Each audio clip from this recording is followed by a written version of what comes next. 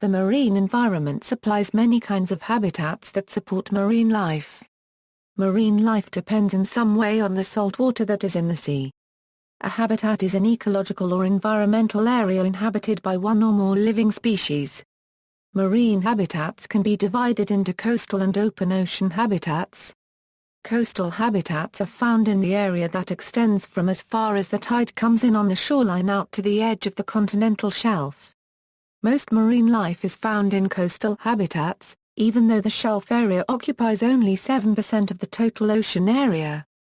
Open ocean habitats are found in the deep ocean beyond the edge of the continental shelf. Alternatively, marine habitats can be divided into pelagic and demersal habitats. Pelagic habitats are found near the surface or in the open water column, away from the bottom of the ocean. Demersal habitats are near or on the bottom of the ocean. An organism living in a pelagic habitat is said to be a pelagic organism, as in pelagic fish. Similarly, an organism living in a demersal habitat is said to be a demersal organism, as in demersal fish. Pelagic habitats are intrinsically shifting and ephemeral, depending on what ocean currents are doing. Marine habitats can be modified by their inhabitants. Some marine organisms, like corals, kelp, mangroves and seagrasses, are ecosystem engineers which reshape the marine environment to the point where they create further habitat for other organisms. Overview. In contrast to terrestrial habitats, marine habitats are shifting and ephemeral. Swimming organisms find areas by the edge of a continental shelf a good habitat, but only while upwellings bring nutrient-rich water to the surface. Shellfish find habitat on sandy beaches, but storms, tides and currents mean their habitat continually reinvents itself. The presence of seawater is common to all marine habitats. Beyond that, many other things determine whether a marine area makes a good habitat and the type of habitat it makes.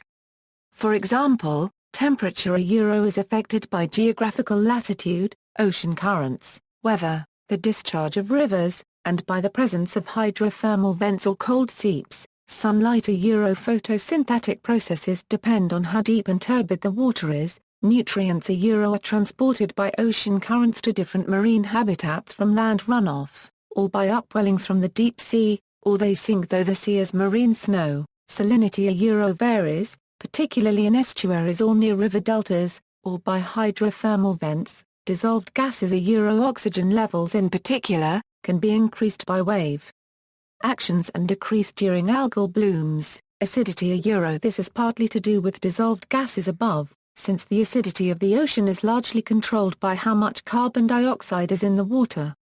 Turbulence ocean waves, fast currents and the agitation of water affect the nature of habitats. Cover the availability of cover such as the adjacency of the sea bottom, or the presence of floating objects. The occupying organisms themselves since organisms modify their habitats by the act of occupying them, and some, like corals, kelp, mangroves and seagrasses, create further habitats for other organisms. The ocean occupies 71% of the world's surface, averaging nearly 4 kilometers in depth. There are 5 major oceans, of which the Pacific Ocean is nearly as large as the rest put together. Coastlines fringe the land for nearly 380,000 kilometers.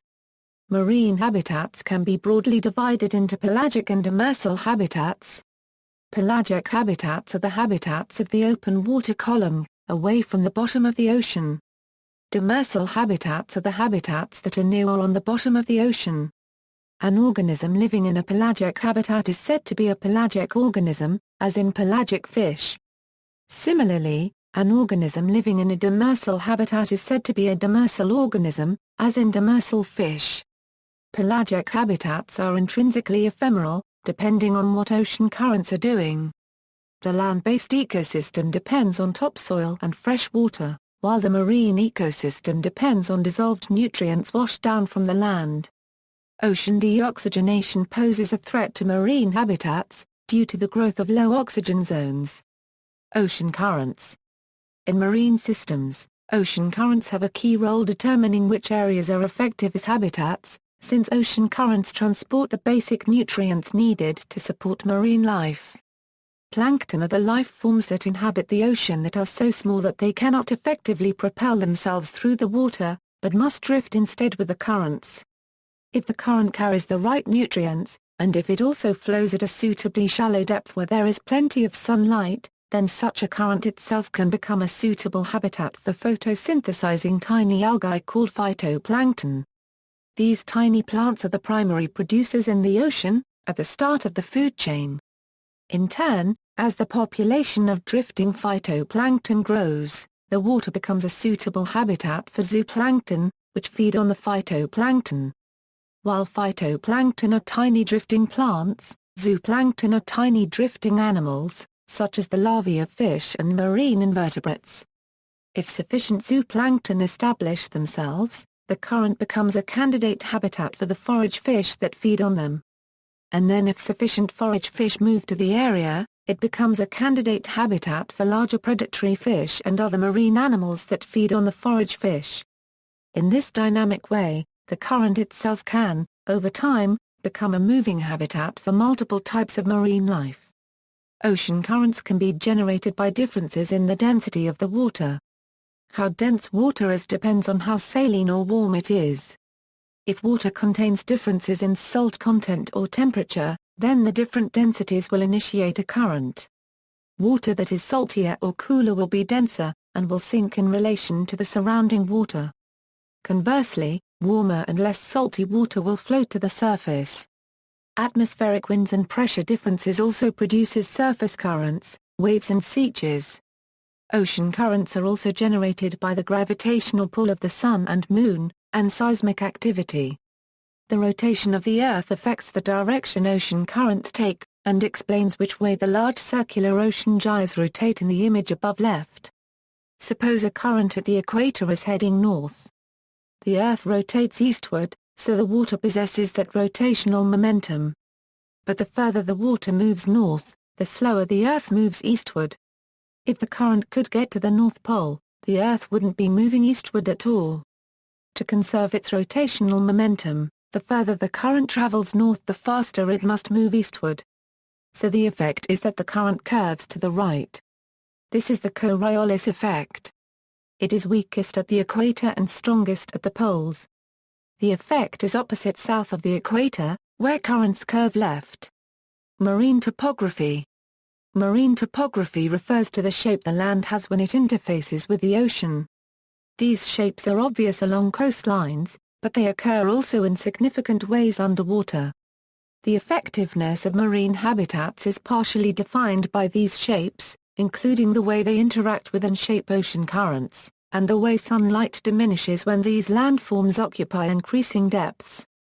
Marine topographies include coastal and oceanic landforms ranging from coastal estuaries and shorelines to continental shelves and coral reefs.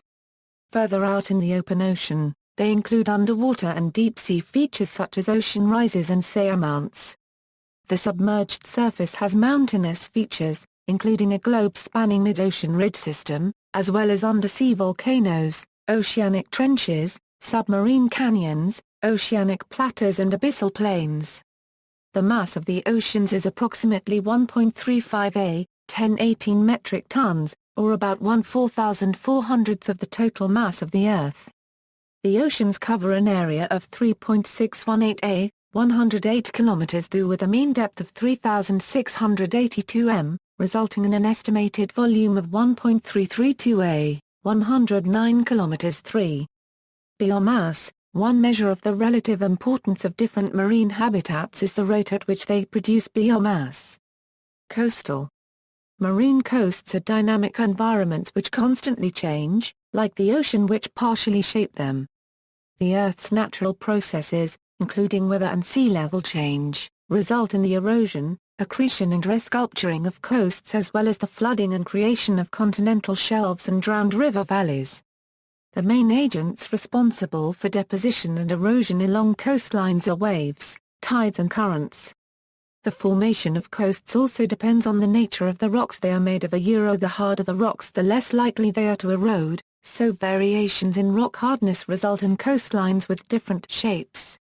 Tides often determine the range over which sediment is deposited or eroded. Areas with high tidal ranges allow waves to reach farther up the shore, and areas with lower tidal ranges produce deposition at a smaller elevation interval. The tidal range is influenced by the size and shape of the coastline. Tides do not typically cause erosion by themselves. However, tidal bores can erode as the waves surge upriver estuaries from the ocean. Waves erode coastline as they break on shore, releasing their energy. The larger the wave, the more energy it releases and the more sediment it moves. Sediment deposited by waves comes from eroded cliff faces and is moved along the coastline by the waves. Sediment deposited by rivers is the dominant influence on the amount of sediment located on a coastline. The sedimentologist Francis Shepard classified coasts as primary or secondary. Primary coasts are shaped by non-marine processes, by changes in the landform. If a coast is in much the same condition as it was when sea level was stabilized after the last ice age, it is called a primary coast. Primary coasts are created by erosion, deposition or tectonic activity. Many of these coastlines were formed as the sea level rose during the last 18,000 years, submerging river and glacial valleys to form bays and fjords. An example of a primary coast is a river delta, which forms when a river deposits soil and other material as it enters the sea. Secondary coasts are produced by marine processes, such as the action of the sea or by creatures that live in it.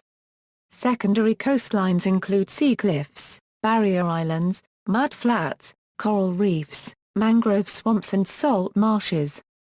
Continental coastlines usually have a continental shelf, a shelf of relatively shallow water, less than 200 meters deep, which extends 68 kilometers on average beyond the coast.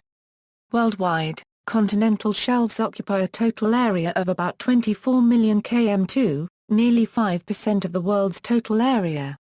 Since the continental shelf is usually less than 200 meters deep, it follows that coastal habitats are generally photic, situated in the sunlit upper pelagic zone. This means the conditions for photosynthetic processes so important for primary production, are available to coastal marine habitats. Because land is nearby, there are large discharges of nutrient-rich land runoff into coastal waters. Further, periodic upwellings from the deep ocean can provide cool and nutrient-rich currents along the edge of the continental shelf. As a result, coastal marine life is the most abundant in the world. It is found in tidal pools, fjords and estuaries, near sandy shores and rocky coastlines, around coral reefs and on or above the continental shelf. Coastal fish include small forage fish as well as the larger predator fish that feed on them. Forage fish thrive in inshore waters where high productivity results from upwelling and shoreline runoff of nutrients. Some are partial residents that spawn in streams, estuaries and bays, but most complete their life cycle in the zone. There can also be a mutualism between species that occupy adjacent marine habitats. For example, fringing reefs just below low tide level have a mutually beneficial relationship with mangrove forests at high tide level and seagrass meadows in between. The reefs protect the mangroves and seagrass from strong currents and waves that would damage them or erode the sediments in which they are rooted, while the mangroves and seagrass protect the coral from large influxes of silt, fresh water and pollutants. This additional level of variety in the environment is beneficial to many types of coral reef animals, which for example may feed in the seagrass and use the reefs for protection or breeding. Coastal habitats are the most visible marine habitats, but they are not the only important marine habitats. Coastlines run for 380,000 kilometers, and the total volume of the ocean is 1,370 million cubic kilometer. This means that for each meter of coast, there is 3.6 cubic kilometers of ocean space available somewhere for marine habitats. Intertidal zones, those areas close to shore, are constantly being exposed and covered by the ocean's tides. A huge array of life lives within this zone. Shore habitats range from the upper intertidal zones to the area where land vegetation takes prominence. It can be underwater anywhere from daily to very infrequently. Many species here are scavengers, living off of sea life that is washed up on the shore. Many land animals also make much use of the shore and intertidal habitats. a subgroup of organisms in this habitat bores and grinds exposed rock through the process of bioerosion. Sandy shores equals. Sandy shores, also called beaches, are coastal shorelines where sand accumulates. Waves and currents shift the sand, continually building and eroding the shoreline. Longshore currents flow parallel to the beaches, making waves break obliquely on the sand. These currents transport large amounts of sand along coasts, forming spits, barrier islands and tombolos. Longshore currents also commonly create offshore bars, which give beaches some stability by reducing erosion. Sandy shores are full of life. The grains of sand host diatoms, bacteria and other microscopic creatures. Some fish and turtles return to certain beaches and spawn eggs in the sand. Birds habitat beaches, like gulls, loons, sandpipers, terns and pelicans. Aquatic mammals, such sea lions, recuperate on them. Clams, periwinkles, crabs, shrimp, starfish and sea urchins are found on most beaches. Sand is a sediment made from small grains or particles with diameters between about 60 micrometer and 2 millimeters. Mud is a sediment made from particles finer than sand. This small particle size means that mud particles tend to stick together, whereas sand particles do not. Mud is not easily shifted by waves and currents, and when it dries out, cakes into a solid. By contrast, sand is easily shifted by waves and currents, and when sand dries out it can be blown in the wind, accumulating into shifting sand dunes. Beyond the high tide mark, if the beach is low-lying, the wind can form rolling hills of sand dunes. Small dunes shift and reshape under the influence of the wind while larger dunes stabilize the sand with vegetation. Ocean processes grade loose sediments to particle sizes other than sand, such as gravel or cobbles. Waves breaking on a beach can leave a berm, which is a raised ridge of coarser pebbles or sand, at the high tide mark. Shingle beaches are made of particles larger than sand, such as cobbles, or small stones. These beaches make poor habitats. Little life survives because the stones are churned and pounded together by waves and currents. Rocky shores equals. The relative solidity of rocky shores seems to give them a permanence compared to the shifting nature of sandy shores. This apparent stability is not real over even quite short geological time scales, but it is real enough over the short life of an organism. In contrast to sandy shores, plants and animals can anchor themselves to the rocks. Competition can develop for the rocky spaces. For example, barnacles can compete successfully on open intertidal rock faces to the point where the rock surface is covered with them. Barnacles resist desiccation and grip well to exposed rock faces. However, in the crevices of the same rocks, the inhabitants are different. Here mussels can be the successful species, secured to the rock with their byssal threads. Rocky and sandy coasts are vulnerable because humans find them attractive and want to live near them. An increasing proportion of the humans live by the coast, putting pressure on coastal habitats. Mudflats equals. Mudflats are coastal wetlands that form when mud is deposited by tides or rivers.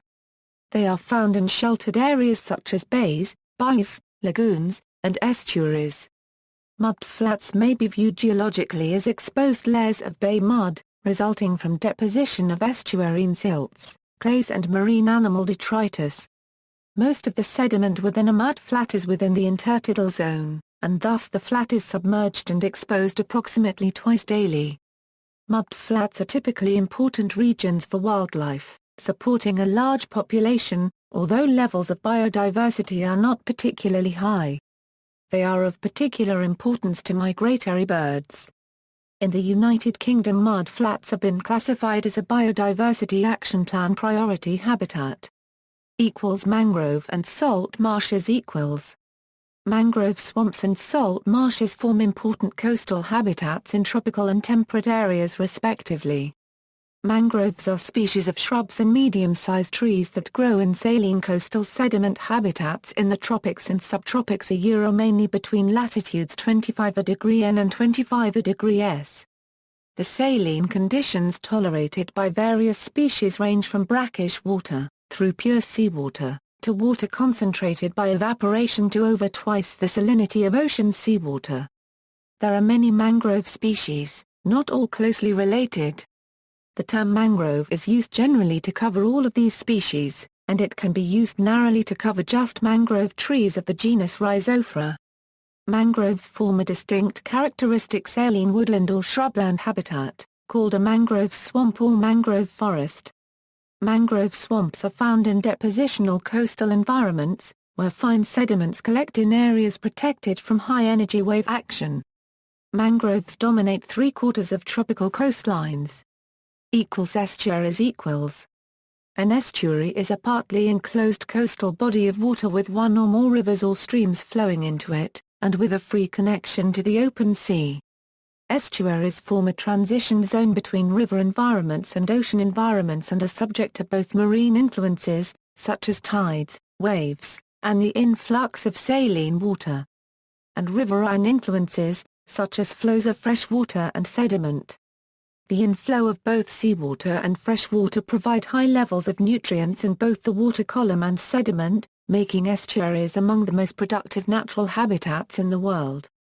Most estuaries were formed by the flooding of river-eroded or glacially scoured valleys when sea level began to rise about 10,000 to 12,000 years ago. They are amongst the most heavily populated areas throughout the world, with about 60% of the world unregistered trademark S population living along estuaries and the coast. As a result, estuaries are suffering degradation by many factors, including sedimentation from soil erosion from deforestation, overgrazing and other poor farming practices, overfishing, drainage and filling of wetlands, eutrophication due to excessive nutrients from sewage and animal wastes, pollutants including heavy metals, PCBs, radionuclides and hydrocarbons from sewage inputs, and diking or damming for flood control or water diversion. Estuaries provide habitats for a large number of organisms and support very high productivity.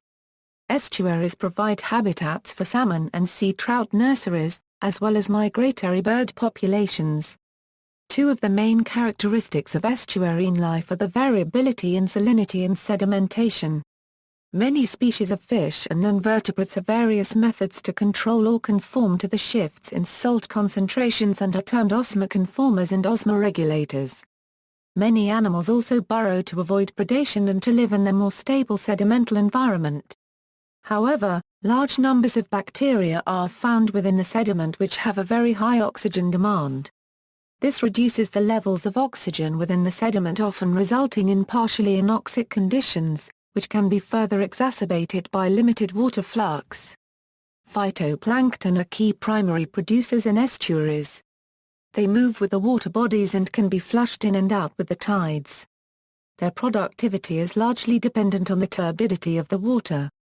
The main phytoplankton present are diatoms and dinoflagellates, which are abundant in the sediment. Kelp forests. Kelp forests are underwater areas with a high density of kelp. They form some of the most productive and dynamic ecosystems on Earth. Smaller areas of anchored kelp are called kelp beds. Kelp forests occur worldwide throughout temperate and polar coastal oceans. Kelp forests provide a unique three-dimensional habitat for marine organisms and are a source for understanding many ecological processes. Over the last century, they have been the focus of extensive research, particularly in trophic ecology, and continue to provoke important ideas that are relevant beyond this unique ecosystem. For example, kelp forests can influence coastal oceanographic patterns and provide many ecosystem services. However, humans have contributed to kelp forest degradation. Of particular concern are the effects of overfishing nearshore ecosystems, which can release herbivores from their normal population regulation and result in the overgrazing of kelp and other algae. This can rapidly result in transitions to barren landscapes where relatively few species persist. Frequently considered an ecosystem engineer, kelp provides a physical substrate and habitat for kelp forest communities. In algae, the body of an individual organism is known as a thallus rather than as a plant. The morphological structure of a kelp thallus is defined by three basic structural units. The holdfast is a root-like mass that anchors the thallus to the sea floor, though unlike true roots it is not responsible for absorbing and delivering nutrients to the rest of the thallus. The stipe is analogous to a plant stalk, extending vertically from the holdfast and providing a support framework for other morphological features. The fronds are leaf or blade-like attachments extending from the stipe, sometimes along its full length, and are the sites of nutrient uptake and photosynthetic activity. In addition, many kelp species have pneumatocysts, or gas-filled bladders, usually located at the base of fronds near the stipe. These structures provide the necessary buoyancy for kelp to maintain an upright position in the water column. The environmental factors necessary for kelp to survive include hard substrate, high nutrients, and light. Especially productive kelp forests tend to be associated with areas of significant oceanographic upwelling, a process that delivers cool nutrient-rich water from depth to the ocean. Unregistered trademark S-mixed surface layer. Water flow and turbulence facilitate nutrient assimilation across kelp fronds throughout the water column. Water clarity affects the depth to which sufficient light can be transmitted. In ideal conditions, giant kelp can grow as much as 30 to 60 centimeters vertically per day. Some species such as Nereocystis are annual while others like Eosania are perennial, living for more than 20 years. In perennial kelp forests, maximum growth rates occur during upwelling months and IBACs correspond to reduced nutrient availability, shorter photoperiods and increased storm frequency. Seagrass meadows Seagrasses are flowering plants from one of 4 plant families which grow in marine environments. They are called seagrasses because the leaves are long and narrow and are very often green, and because the plants often grow in large meadows which look like grassland. Since seagrasses photosynthesize and are submerged, they must grow submerged in the photic zone, where there is enough sunlight.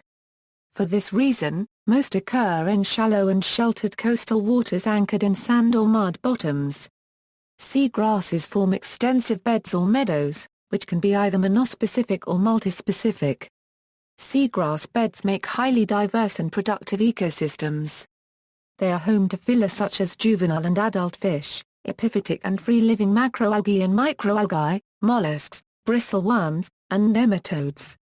Few species were originally considered to feed directly on seagrass leaves, but scientific reviews and improved working methods have shown that seagrass herbivory is a highly important link in the food chain, with hundreds of species feeding on seagrasses worldwide, including green turtles, dugongs, manatees, fish, geese, swans, sea urchins and crabs.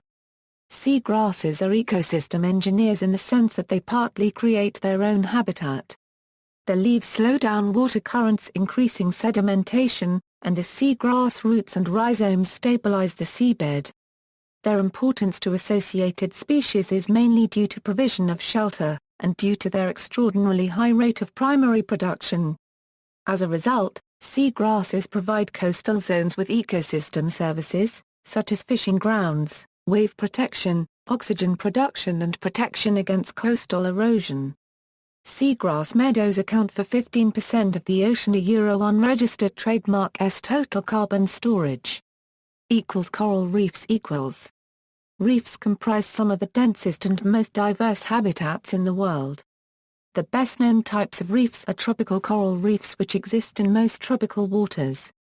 However, reefs can also exist in cold water.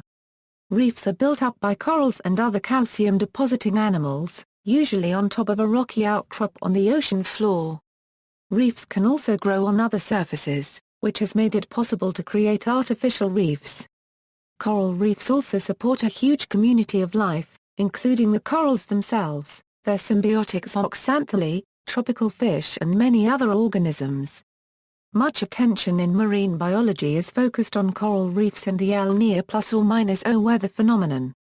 In 1998, coral reefs experienced the most severe mass bleaching events on record, when vast expanses of reefs across the world died because sea surface temperatures rose well above normal.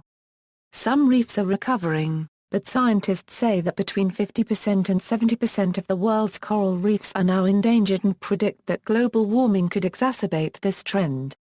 Open ocean. The open ocean is relatively unproductive because of a lack of nutrients, yet because it is so vast, it has more overall primary production than any other marine habitat. Only about 10% of marine species live in the open ocean. But among them are the largest and fastest of all marine animals, as well as the animals that dive the deepest and migrate the longest. In the depths lurk animals that, to our eyes, appear hugely alien. Surface waters equals.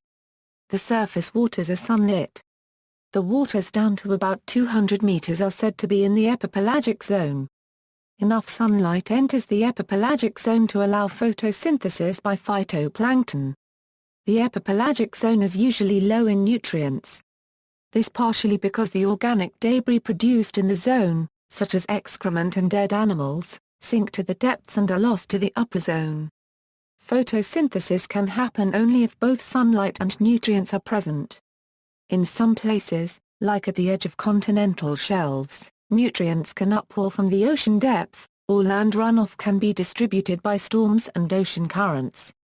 In these areas, given that both sunlight and nutrients are now present, phytoplankton can rapidly establish itself, multiplying so fast that the water turns green from the chlorophyll, resulting in an algal bloom. These nutrient-rich surface waters are among the most biologically productive in the world, supporting billions of tons of biomass.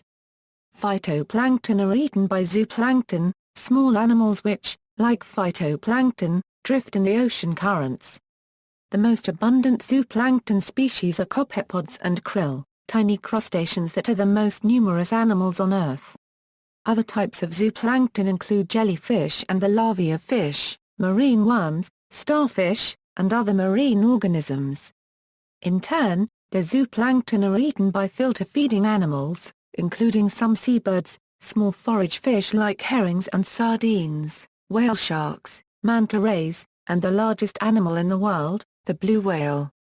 Yet again, moving up the food chain, the small forage fish are in turn eaten by larger predators, such as tuna, marlin, sharks, large squid, seabirds, dolphins, and toothed whales.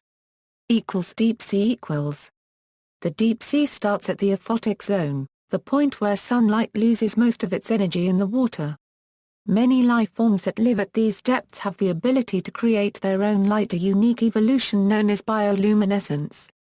In the deep ocean, the waters extend far below the epipelagic zone, and support very different types of pelagic life forms adapted to living in these deeper zones. Much of the aphotic zone's energy is supplied by the open ocean in the form of detritus. In deep water, marine snow is a continuous shower of mostly organic detritus falling from the upper layers of the water column. Its origin lies in activities within the productive photic zone. Marine snow includes dead or dying plankton, protists, fecal matter, sand, soot and other inorganic dust. The snowflakes grow over time and may reach several centimeters in diameter, traveling for weeks before reaching the ocean floor. However, most organic components of marine snow are consumed by microbes, zooplankton and other filter-feeding animals within the first 1,000 meters of their journey, that is, within the epipelagic zone.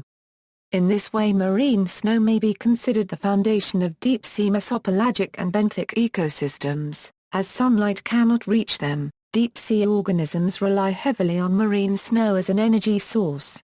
Some deep-sea pelagic groups, such as the lanternfish, bridgehead, marine heterodactyl and lightfish families are sometimes termed pseudoceanic because, rather than having an even distribution in open water, they occur in significantly higher abundances around structural oases, notably seamounts and over continental slopes.